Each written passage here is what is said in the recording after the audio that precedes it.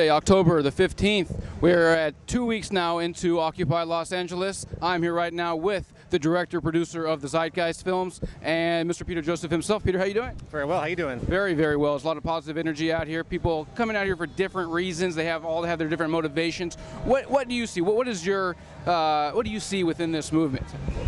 I see tremendous potential. Yes. Tremendous potential. We have a failing economic system. We have grave disimbalances across the world, not just for America, obviously. This isn't a centric movement to America. It's become global, which is probably the first of its kind, based on what I can tell. And that's a truly profound place to be as far as inspiring true change. I mean, even many years ago, we had our president in America run on the platform of change because they knew that the society was on the edge of something well, destabilizing. Right. And they needed that change. Unfortunately, there's nothing the political establishment can really do inherently to create the change that's needed, which is structural to the financial system. And that's why I'm here. And that's what the Zeitgeist movement's about. So I came here and I gave a talk, and I will come back. And my core role is to try and talk and educate and communicate to as many people as possible about some of the ideas of the movement and how the true structural flaws of this system need to be addressed. And the solutions denoted will not come through the political establishment. They won't come through corporate legislation, if you will. How will it come? It will come through probably a grassroots movement that rises up to put pressure on the system to such an extent that the very fabric of the financial structure will be overrun. It's pretty much the only solution that I see. It's something that I could spend a great length to speak about.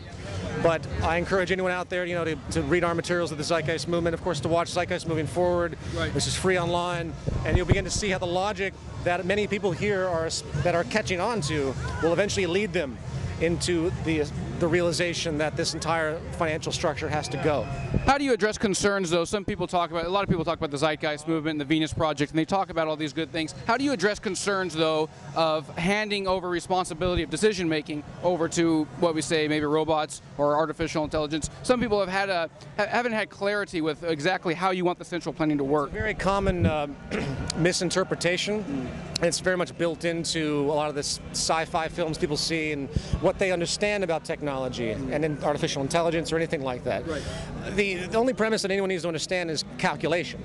We delegate our decision making to computers and machines all the time, whether it's a spell check or whether it's just a simple calculator that we've had for years to calculate whatever we want to add together. Yes. It exceeds our capacity. It's more accurate. Human thought is fallible.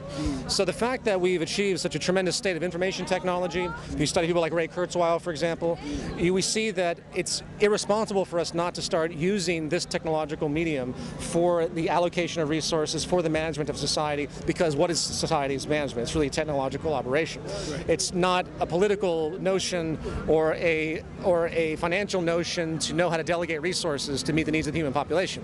It's not a political notion to know how to use energy the most efficiently or create and utilize renewable energies where they are on the planet, how it assesses into a global system, what it means to have negative retroactions and to warrant against those so we don't involve in pollution. The entire society is technical. So when you look at it as a calculation problem, you begin to see that the use of mechanization for labor and the use of, well, essentially calculation methods and protocols, algorithms, or what do you want to classically term artificial intelligence, is the only way to go, which, by the way, is where we already are anyway. Well, the stoplights we already use are making these decisions for us. Most medical procedures go through a massive filtration system to decide what the actual solution is. Humans are more or less already working with the technology that decides what they're going to do. It's only that extra 5% that we step in to actually engage. And all we want to do is maximize that and make sure we get to the 100% or as close as we can so we have the most optimized, efficient means as possible. Now, I can see where you're going with it, though. Where's the human decision-making? Well, really what I was going to say is there's also another concern that your idea is a very good idea, but how many people, the 99%, are actually going to be able to feel the wealth of it? I mean, doesn't it seem like if it's that good of an idea, the elites, the people we talk about, are going to hijack that? I mean, should I start to worry if MSNBC or Fox News starts reporting on the Venus Project? They won't. Why? They won't because this is a financial system. In order to utilize technology to replace human labor, which is already happening right now, at the expense of employment, which is why you have the unemployment that you see today. The unemployment that's existing today is because of technology at this foundational level, period. It's not a political or an economic issue. There's nothing the U.S. government is or will ever be able to do to generate the needed jobs that are on the horizon with our growing population, due to the fact that corporate cost efficiency will always demand technology because it's cheaper than human labor and more efficient. So in that logic comes a social imperative.